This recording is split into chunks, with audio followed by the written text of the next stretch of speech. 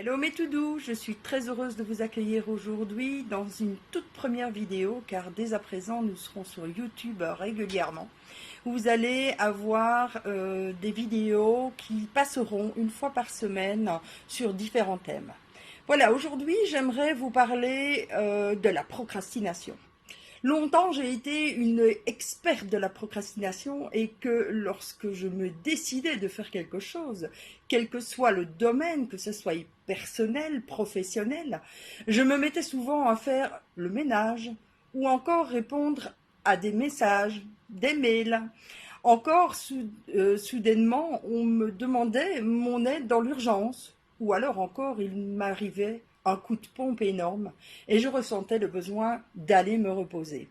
La procrastination est un terme qui date de l'Antiquité et qui a tendance à prendre de l'ampleur depuis les années 1900 voire 2000. La procrastination n'est pas une maladie, bien évidemment. Elle est plutôt un comportement. Remettre au lendemain ce que l'on désire faire maintenant. Nous pourrions appeler cela aussi de l'autosabotage. Vous ne trouvez pas? Nous réagissons de certaines manières lorsque l'on décide de faire quelque chose, que ce quelque chose peut-être vous mette en avant, ou peut-être vous allez être vu, ou encore vous apporter de la valeur. Ah, voilà, de la valeur. Est-ce que le terme vous parle? Lorsque l'on est enfant, nos parents sont les premiers à nous donner de la valeur. L'ont-ils fait? Waouh, super, c'est bien, je suis fière de toi, continue, tu es capable. Tous ces mots vont apporter à l'enfant de la valeur. Cette valeur, vous allez l'intégrer comme un mécanisme inconscient, comme ancré au fond de vous, et qui va booster votre confiance en soi, l'estime de soi. Lorsqu'on a pu intégrer ces valeurs grâce à notre figure parentale, alors faire les choses qui vont nous donner de la valeur seront faciles, accessibles plus aisément. Et si maintenant nous n'avons pas acquis nos valeurs par le boost de nos parents, alors il est plus difficile d'acquérir nos valeurs. Et c'est alors que la procrastination s'installe. J'ai bien dit difficile. Cependant, je n'ai pas dit impossible. Aujourd'hui, j'aimerais que vous puissiez faire un petit exercice. Pour cela, mettez en pause cette vidéo et munissez-vous de quoi écrire. Voilà, vous avez de quoi noter. J'aimerais que vous répondiez à ces questions.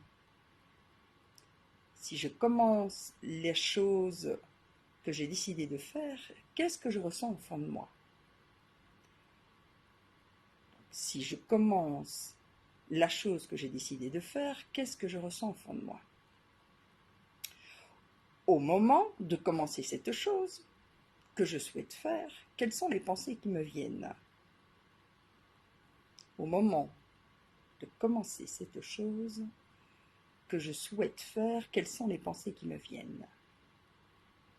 Si je vais jusqu'au bout de ce que je désire faire, que va-t-il se passer pour moi? Mettez en pause et répondez à ces questions. Voilà, c'est fait, vous avez répondu. Peut-être avez-vous noté « je ressens une peur à l'intérieur de moi ». Si je vais jusqu'au bout, je vais être quelqu'un, ou je vais exister, ou encore je vais être vu, voire même on va me juger.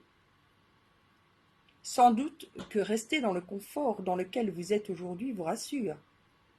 Ou encore, si je vais jusqu'au bout, je ne serai plus loyale envers mes parents, qui m'ont toujours dit que je n'avais aucune valeur. Tout cela bien sûr inconsciemment, ou consciemment. Allez voir. J'aimerais que vous puissiez identifier la peur qui est présente derrière votre procrastination, afin qu'elle ne soit plus inconsciente, car c'est comme cela que cette peur se joue de vous. En prenant conscience, elle devient présente à votre esprit et vous pouvez dès lors l'identifier et vous pourrez vous mettre en mouvement, en action dans vos désirs et vos rêves. Voilà, Vous pouvez faire cet exercice aussi souvent que vous ressentez la procrastination qui revient afin de vous mettre en action dans ce que vous désirez.